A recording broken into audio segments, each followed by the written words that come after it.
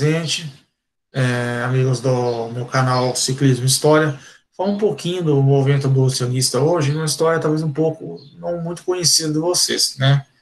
Que é se integra no movimento abolicionista. Vou falar sobre duas pessoas, duas personalidades afrodescendentes do século XIX que tiveram um grande papel de destaque. Já ouviu falar dos irmãos Rebouças? Os irmãos Rebouças são dois engenheiros. Aqui no peguei uma matéria na revista Galileu, está um pouquinho, para falar um pouquinho sobre eles. Quem foram os irmãos Rebouças? Foram os primeiros engenheiros negros do Brasil. Tem um detalhe. Eles são homenageados com o nome da avenida, túneis, ruas, né? Mas quem foram os irmãos Rebouças? Ambos nasceram em Cachoeira, Bahia, com apenas um ano de diferença. André, em 1838, e Antônio, em 39. Eram netos de uma escrava alforriada, ou seja, libertada, em um alfaiate português. O pai deles, que também se chamava Antônio, além de alfaiate, era um advogado autodidata, ou seja, ele, digamos assim, se formou por conta própria. Ele era um cara tão inteligente que formou em advocacia por conta própria, não precisou frequentar a faculdade. Na época ele podia exercer, acho que a profissão de advogado, direito, sem ter o diploma, né? Se auto-intitulava advogado. Foi deputado e conselheiro de Dom Pedro II. Então ele tinha uma certa notoriedade, influência. E isso ajudou na ascensão dos filhos. Em 1854, os irmãos ingressaram juntos no curso de engenharia da Escola Militar do Rio de Janeiro. Então, eles tinham uma boa educação, uma boa base, que toda a população pobre brasileira, branca, afrodescendente, imigrante, não tinha nessa época. A educação era restrita para essas poucas pessoas que tinham dinheiro para bancar estudos. 7 anos depois de se formar nesse instituto renomado, eles embarcaram para a Europa, onde se especializaram em construção de portos e ferrovias. De volta ao Brasil, em 1862, eles foram contratados pelo Império para supervisionar obras em fortificações em Santos, São Paulo, Paranaguá, Paraná e Santa Catarina. Antônio, infelizmente, né, morreu em 1874, apenas aos 35 anos, novo, vítima de febre tifoide. E não viu seu principal projeto ficar pronto. Para quem não sabe, a ferrovia Curitiba-Paranaguá. Aquela belíssima obra de engenharia brasileira foi idealizada pelos irmãos Rebouças. Já André serviu na Guerra do Paraguai. Após a morte do irmão, passou a morar no Rio de Janeiro, onde exerceu um papel ativo na militância abolicionista. Né? Fiel ao imperador, porém, ele mudou-se com a corte para a Europa após a proclamação da República. Isso que é meio contraditório na figura dele. Ele era no movimento abolicionista, mas ao mesmo tempo era fiel ao imperador. O imperador, se ele quisesse, ele podia decretar o fim da escravidão a hora que ele quisesse. Só que ele não queria se indispor com os grandes latifundiários escravocratas que queriam a manutenção da escravidão. Então, por isso a escravidão foi abolida no Brasil de maneira gradativa. Então, Pedro II tinha que lidar. Ele não sabia para que lado que ele jogava. Ele era pressionado dos dois lados, tanto dos abolicionistas de um lado, quanto dos grandes fazendeiros que queriam que mantesse a escravidão. Então, quando vocês forem para Curitiba, vocês tiveram a oportunidade de fazer aquela passeio de trem até Morretes, pegar na rodoferroviária, do lado da rodoviária tem a rodoferroviária. É uma rodoviária de trem. Todo aquele trecho lá foi idealizado pelos irmãos Rebouças. E aquilo foi feito na época, a gente levavam o ferro, foi trazido da Bélgica. O Brasil, ferro e aço, na verdade, o aço foi trazido da Bélgica. Porque o Brasil não tinha fundição de aço na época. Eles precisavam de aço, que é mais resistente que o ferro, não oxida, para poder fazer aqueles pontilhões, as pontes de metal que cortam os abismos na Serra do Mar. Isso foram obras dos irmãos Rebouças, dos dois engenheiros negros, né? E pouca gente sabe. Ó, a estrada de ferro Curitiba-Paranaguá. Eu passei nesse trecho começo do ano. É fantástico. Foram idealizadas por eles. Uma ferrovia que tem 110 quilômetros. Liga Curitiba, né, capital do Paraná, ao Porto de Paranaguá. E é considerada das mais engenhosas, geniais obras da engenharia até os dias de hoje. A obra iniciou-se em 1872 e terminou em 1885. Passa por 14 túneis e até hoje é utilizada para escoar não só a produção do Paraná, mas também da região centro-oeste do Brasil. Voltando esse slide aqui, então, meio assim aqui. Falei um pouquinho dos irmãos Rebouças, né? Embora ele seja abolicionista, ele se manteve fiel ao imperador. Eu vou dar sequência agora, falando um pouquinho da questão da imigração aqui no Brasil, que ela veio para suprir a mão de obra, a necessidade de mão de obra crescente nas fazendas de café, e também para uma política de branqueamento racial. Ou seja, o Brasil, segundo teóricos da época, era um país muito mestiço. Então, eles precisavam branquear a raça brasileira. Eles não defendiam que a mistura de raças era algo ruim. Sério, gente. É a mesma ideia que o Hitler se apropriou na Segunda Guerra Mundial, chamada eugenia racial, ou darwinismo social. Você deve defender uma raça pura. Certo? Continuando aqui. Então, o governo brasileiro, na época, entendia que o branqueamento era um aspecto positivo para o país. Só que não é qualquer imigrante que eles iam trazer. Destacavam-se, então, os portugueses, italianos, alemães, poloneses, ucranianos e italianos, que vieram para o Brasil. Só que tem duas correntes diferentes. Vou voltar minha tela aqui. Os que vieram para o sudeste do Brasil, vieram trabalhar nas lavouras de café, em sua grande maioria eram italianos. Alguns alemães, portugueses, mas a grande maioria eram italianos e alemães, que vieram trabalhar nas fazendas de café.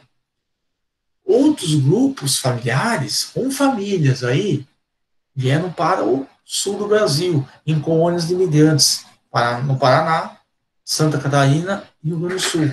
Vieram com outro objetivo, não para trabalhar em fazendas, mas para construir famílias, formar colônias de imigrantes e produzir gêneros alimentícios, comida, principalmente, soja, milho, etc., para exportação, para exportar. Então, são duas correntes migratórias distintas. Aí ele pergunta, mas por que os japoneses vieram somente em 1908? Porque os chineses, japoneses, chamavam os amarelos, raça asiática, ela era vista com desconfiança pelo governo brasileiro. Eles eram difícil assimilação, não só por uma questão linguística, ser totalmente diferente da nossa língua, como culturalmente. Eles eram pessoas que não tendiam muito a se misturar. Então, o governo brasileiro defendia a miscigenação dos europeus com os nativos brasileiros, uma forma de enriquecer e branquear a raça brasileira. Porém, a mistura com outras raças não era visto como algo positivo. Certo? Isso é o que defendiam teóricos raciais na época. Voltando ao slide aqui, deixa eu transmitir novamente. Vocês aqui. Veja bem. Deixa eu voltar aqui. Aí. Aqui, ó. Deixa eu passar essas atividades. Todavia, uma vez instalada no Brasil, os imigrantes não tinham dinheiro para custear as despesas básicas, como roupas, comidas, remédios, obrigando-se a pegar o que precisava para pagar depois. O trabalho era cansativo, ocorriam maus tratos, né, e tornou a vida dos migrantes nas fazendas muito difíceis.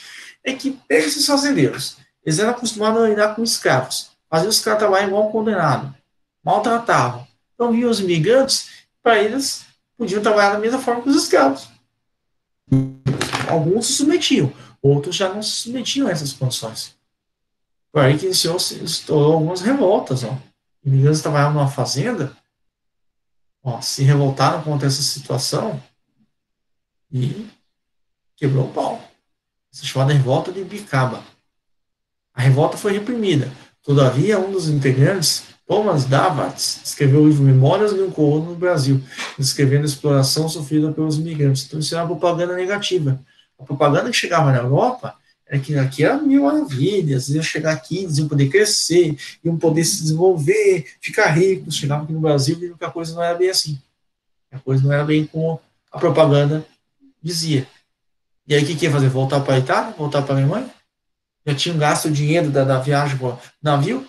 Tinha que se manter aqui. Tinha que se submeter às condições que trabalhavam aqui, né? Olha só, aquilo que eu falei, os colonos que migravam recebiam dinheiro adiantado, tornavam-se, pois, desde o começo, uma simples propriedade, por exemplo, de vergueiro e cia, em virtude do espírito de ganância, para não dizer mais, só lhe restava conformar-se com a ideia de que são tratados como simples mercadorias, até como escravos. Vou pular para o próximo slide aqui agora. Então, a gente falou um pouco da eugenia racial, né? Eu vou falar, continuar falando dessas teorias. Uma delas mencionava-se como monogenismo, fundamentava-se em estudos bíblicos que afirmavam que o ser humano originava-se numa mesma fonte, mas com o passar do tempo a miscigenação levou a um processo de degeneração da raça. Ó, a eugenia racial. A teoria eugenista dizia que haviam pessoas biologicamente melhores do que as outras. Então, toda essa teoria racial, gente, vai sustentar não só a política migratória no Brasil, como sustentou a perseguição e a morte de judeus, as teorias raciais na Segunda Guerra Mundial que ocorreram, utilizada por Hitler, por Mussolini na Itália, por movimentos, por regimes totalitários, os quais vocês vão estudar no ano que vem. Ainda nesse ano, nós vamos trabalhar com o imperialismo. E vocês vão ver presentes essas teorias no imperialismo. Teorias que justificavam a dominação de países europeus sobre povos africanos, justificando que eles eram superiores, precisavam levar uma suposta civilização a esses povos. Veja que coisa ridícula. Mas era plenamente aceita na época. E no Brasil não foi diferente. Olha o darwinismo social. Darwin, no livro A Origem das Espécies, abordou conceitos como evolução humana e seleção natural, afirmando que o ser humano, como existe hoje, é o resultado de um lento processo evolutivo. Esse processo mais evoluído, estava no ser humano tipicamente europeu. Então, aí que se explica a opção por trazer o europeu para o Brasil, não o asiático, não o africano. Assim, uma parcela significativa de intelectuais e políticos brasileiros reconheceram o darwinismo científico e social um elemento para justificar e promover a imigração de europeus, ao invés de criar políticas públicas para integrar os cidadãos afrodescendentes, brancos, pobres, mestiços, à política de trabalho do país. Certo? Continuando aqui, vou voltar a falar aqui. Na prática, o que acontece? Afrodescendentes, brancos, pobres, indígenas não eram gente. Na visão desses políticos, não eram pessoas. Então, não ofereciam trabalho, não ofereciam educação, não davam opções de acesso a essas pessoas. Como é que isso vai desenvolver uma sociedade se você não estuda, se você não dá educação, se você não oferece condições para a pessoa estudar, para ela se especializar, para ela conseguir um emprego melhor? Você simplesmente abandona. Ah, te libertei, tchau, vai embora. E agora? O que você vai fazer da vida? Onde você vai trabalhar? O que você vai fazer? Assim que surgiram as favelas. Ainda no século XIX, porque essas pessoas, muitas não tinham um trabalho adequado, não tinham condições de comprar sua própria moradia, ou de alugar uma moradia no centro da cidade. Então elas iam para áreas, morros, montanhas, em que a especulação imobiliária não havia chegado ainda, em que não havia, as imobiliárias não havia loteamentos, então essas pessoas não tinham de morar, chegavam nessas regiões. Foi assim que surgiram as favelas. Que não é que elas queriam morar ali, mas é onde elas conseguiam morar. Infelizmente. Entendam? Com essa política racial promovida em trazer os imigrantes para o Brasil, foi extremamente danosa para os afrodescendentes, brancos pobres que habitavam já no Brasil e ficaram esquecidos.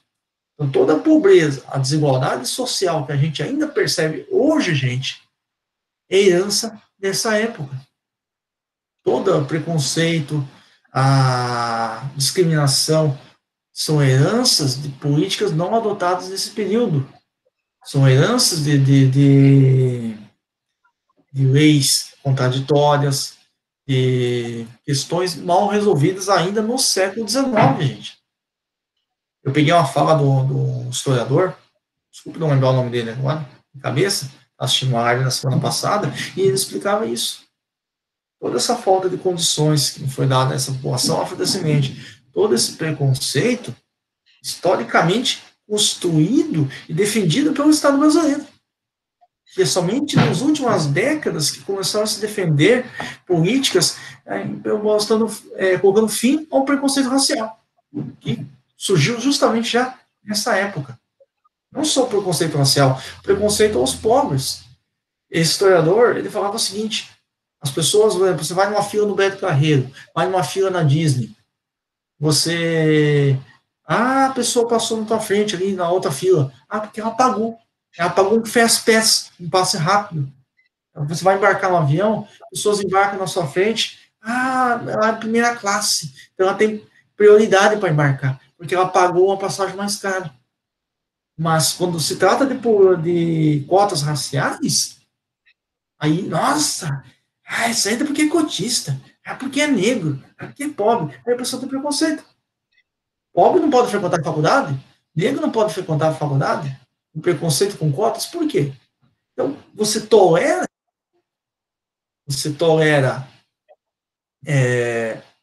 pessoas que passam à sua frente, porque pagam, mas uma cota de universidade para uma pessoa que nunca teve condições, isso você não tolera. Ela teve o azar de nascer pobre. Infelizmente é isso, gente, é o azar. É a sorte que determina se você vai nascer uma família que te dá condições, uma família que não te dá condições. Vou dar um outro exemplo.